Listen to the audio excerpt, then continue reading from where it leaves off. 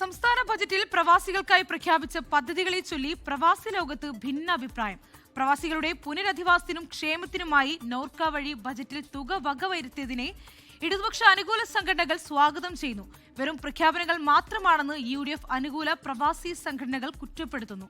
Saudi Arabia ഉൾപ്പെടെയുള്ള വിദേശ രാജ്യങ്ങളിലെ പ്രവാസി പ്രതിനിധികളിൽ നിന്നും സമ്മിശ്ര പ്രതികരണങ്ങളാണ് ബജറ്റിനോട് ഉണ്ടാകുന്നത്.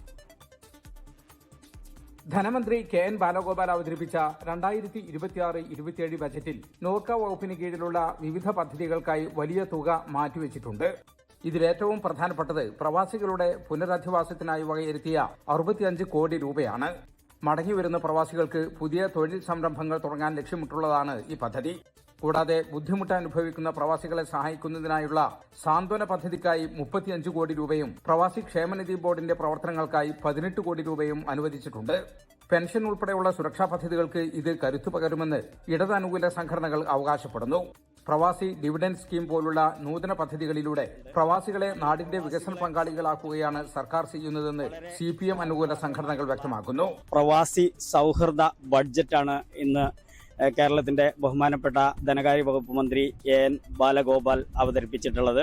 ഏകദേശം 131 കോടി രൂപ കേരളത്തിലെ പ്രവാസികൾക്ക് പുനരധിവാസത്തിനും അവരുടെ മറ്റ് കാര്യങ്ങൾക്കും ഒക്കെ ആയിട്ട് അനുവദിക്കപ്പെട്ടിട്ടുണ്ട്.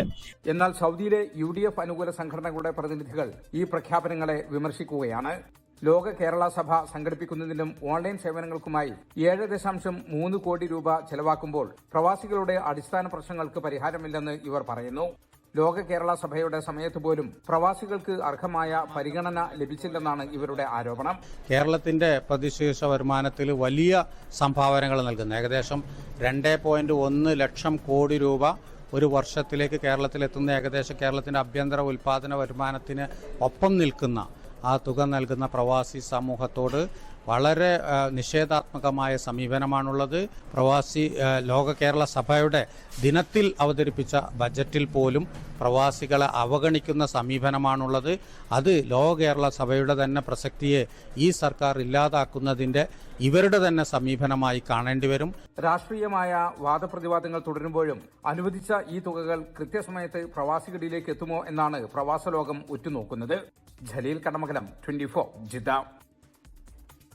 ലോകത്തെവിടെയായാലും ഏത് സമയത്തും 24 വാർത്തകളും ഓഗ്മെന്റഡ് റിയാലിറ്റി പാക്കേജുകളും എക്സ്പ്ലെയിനറുകളും വിശദമായി കാണാൻ ഞങ്ങളുടെ YouTube ചാനൽ നിങ്ങൾക്ക് സബ്സ്ക്രൈബ് ചെയ്യാം.